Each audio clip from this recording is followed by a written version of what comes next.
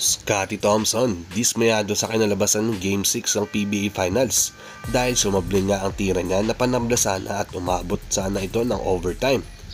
At Poy Eram, nanghihingi ng tulong dahil sa dinadanas niyang mental health problem ngayong PBA Finals.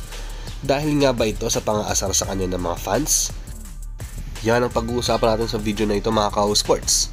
Pero bago nga ang lahat, pakisuportahan ang aking channel sa pag-like at subscribe. I-click ang notification bell button para lagi kayong ma-notify sa mga latest videos ko. Tara at pag-usapan na natin yan.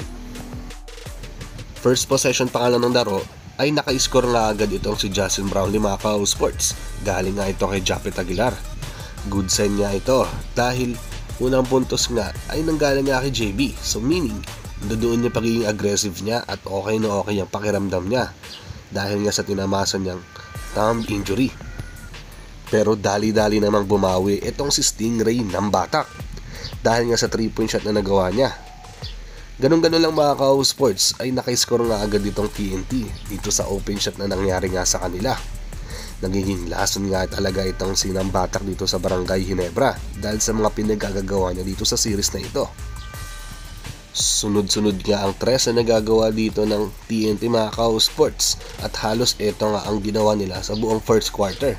Yung mga 3-point shot na pinapakawalan nila. Dito pa namang kilala na magaling nga ang mga katropa mga Kao Sports. Kaya nga deadly sila kapag may mga open shot nga sila nang ginagawa. Nagkaroon nga agad ng problema ang mga katropa mga Kao Sports dahil na early foul trouble nga itong agad si Eram.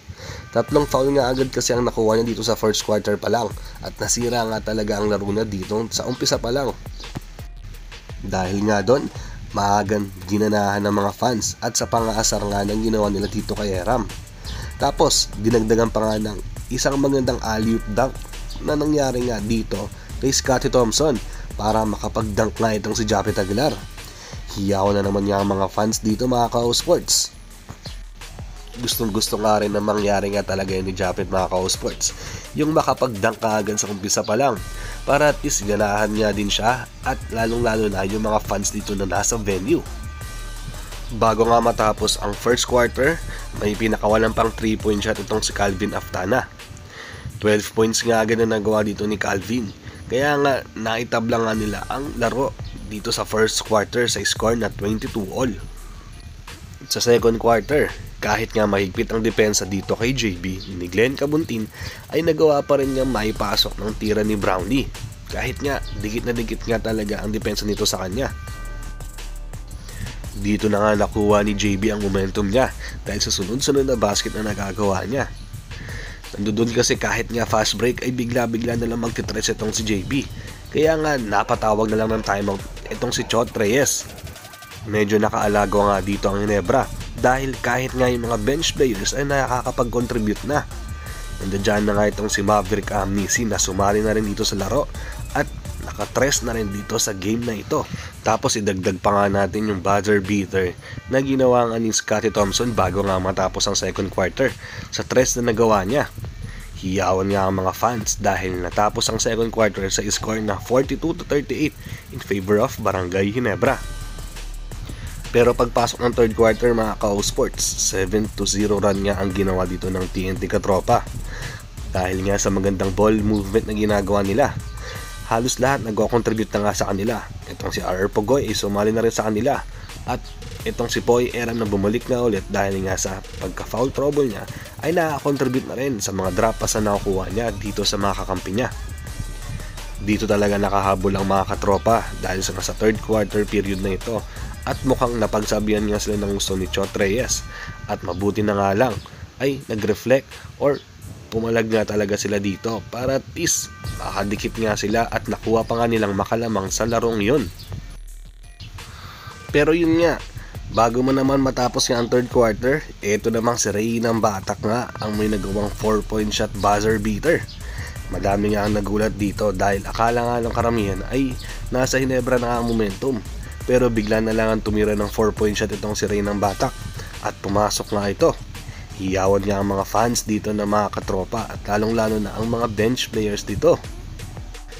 Sa fourth quarter mga ka-sports, dito na naman nga lumamang ng halos 10 puntos dito ang mga katropa dahil nga sa tres na nagawa nga ni John Paul Eram. 10 points nga dito ang kalamangan ng TNT at hindi nga maiwasan na manggigil nga rin ito ni Eram dahil alam niya na ito nga yung pinaka-inaantay nga niya, yung makakabawi nga sila sa pang-aasar lalong-lalo na nga sa kanya. Sa mga hindi nga nakakala mga ka-sports, humihingi rin nga raw ng tulong itong si Eram dahil nga sa mental health problem na tinatamasa niya ngayon. Siguro dahil nga sa pang-aasar sa kanya ng mga fans. Libo-libo ba naman kasi ang unang aasar sa kanya. Pero ang hiling nga lang niya ay wag nga lang sana madamay ang kanyang mga kamag-anak or kanyang pamilya. Mas okay na siya na nga lang daw talaga ang tirahin. Basta nasa laro nga lang daw sila ng laro ng PBA. Buong fourth quarter nga mga ka-sports ay humabol nga lang dito ang Barangay Ginebra dahil nga sa big lead na nangyari dito ng mga katropa ng biglaan. Hanggang sa yun na nga mga ka-sports, sa last minute nga ng laro, 5 points ang kalamangan dito ng TNT.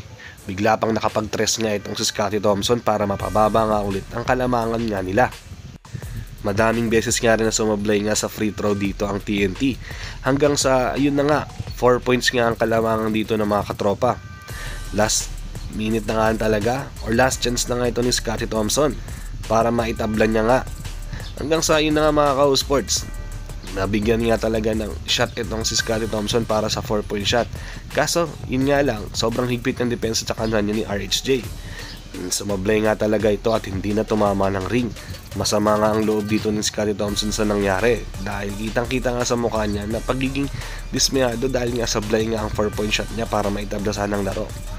Magkakaroon nga tayo ng Game 7 mga ka-sports at for sure marami ang mag-aabang nito at jump pack nga ang mga tao dito sa venue.